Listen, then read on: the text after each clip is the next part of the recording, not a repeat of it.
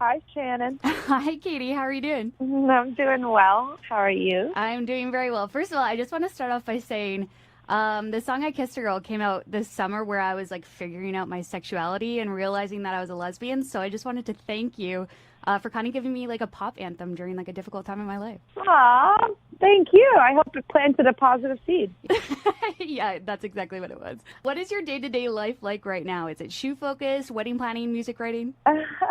Do you want to know what I did today? Yeah, I would love to. Okay, so I've been on vacation for a little while, and I was in France vacationing, and I was eating a ton of croissants and just like living my life and indulging and, you know, having a beautiful time. And so I decided I'd come home today and I would do yoga. So I did hot yoga this morning. Nice. And I would be fasting today. So I'm like a little bit kind of on the slow, like brain frequency right now because I don't have a whole lot of food in me. I'm doing a fruit fast for Monday, for today, basically. So I've had an avocado because if you don't know, avocado is basically the biggest berry. And I've had a banana and I've had apple cider vinegar and water, and that's about it. That's crazy. You have a lot of self-discipline. I wouldn't be able to do that. Well, I'm like kind of hangry. Yeah. So I'm just like in a room by myself. Don't talk to me. What's your interviews? What's your go-to meal, like your cheat meal when you're not fasting? Or do you just not want to talk about food at all? Oh no, yeah, right, thanks. Actually, I mean, I'm a huge In-N-Out girl. Right. I don't know if they don't have, I don't know, you guys have no idea what that's like in Canada, No, we don't. But you heard all about it, I'm sure. I'm sure it's on the checklist. Like when people come to Hollywood, they're like, I'm going to In-N-Out. Yeah, I was actually in San Francisco a week ago, and I had it for my first time. What do you think? Oh, it was amazing. The animal-style fries or whatever is so good. Yeah, but you know, I have also transitioned to kind of like a little bit more of a meatless vibe. Oh yeah. And I eat a lot of like fake meat. Impossible burgers are my favorite if I'm like really trying to be good. I like that. All right, let's get away from food because I know that you're hangry. Let's talk about creating music. So when you're in the beginning stages of creating an album, do you find yourself making decisions more with your gut or is it more strategic? Oh, with my gut. And you know, for this body of work to be, because I still have not decided if I'm making a record or not. Okay. What I've done differently is been like, I'm not making a record. I'm just going in the studio. I'm just going to write songs, you know, a couple of weeks at a time here and there. I'm not going to go and strategize, you know, every single thing to the death. I'm just going to be free and artistic, and I'm going to let the messages flow out of me as they come. And that's what I've been doing. And, you know, I've been doing it for almost a year now. I did it with Never Really Over. You know, I basically finished it in August of last year when I was on tour and when Zed came out to see me and to work on some music. Mm-hmm. So that one, you know, has been around for a while. I mean, I've probably listened to it, no joke, thousands of times before it came out and been like, initially that first initial feeling was like, oh yeah, this is very special. But once you have something, obviously, and listen to it forever, you're like, I don't know anymore. Right. And then it came out. It seems to be working. And so I'm grateful. I'm grateful that like I can trust my gut. And if it feels good, I can like remember that feeling and try and go with it. But does that take some of the pressure off when you go into the studio with that mentality rather than having a strategy? Yeah. And also, to be completely honest, like a lot of the pressure was taken off of me because I kind of broke the cycle of my own success with the last record not having as much, you know, critical success, even though by numbers it's done so well, and I'm so grateful for it. And Swish did well, and Bon Appetit is, you know, at 1 billion views on YouTube, and Chain to the Rhythm did amazing. Like, that's a really good run to have 3 really standout songs off of one record. Mm-hmm. But there was like a shift that happened, and what I'm grateful for is that it kind of like got me out of this game of like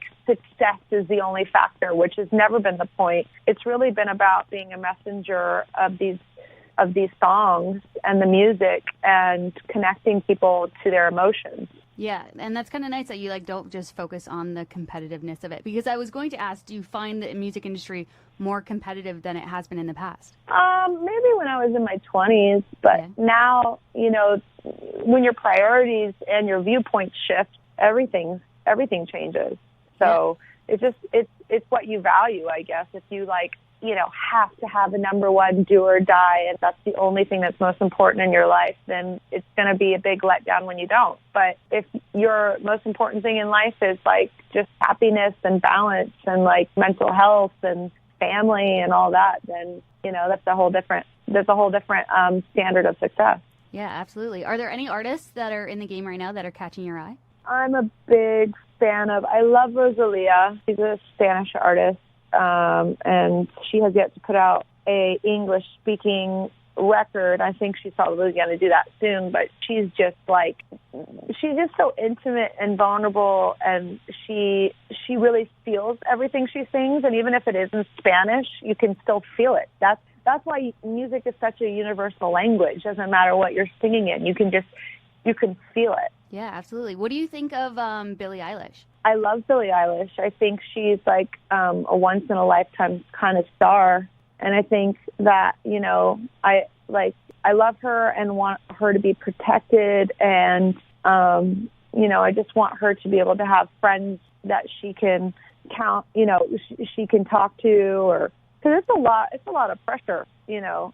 She would probably, it would be cool, like, if, like, someone like Lorde, you know, could talk to her, because Lorde was younger than that even when she started, and, you know, she made it through alive. It's an intense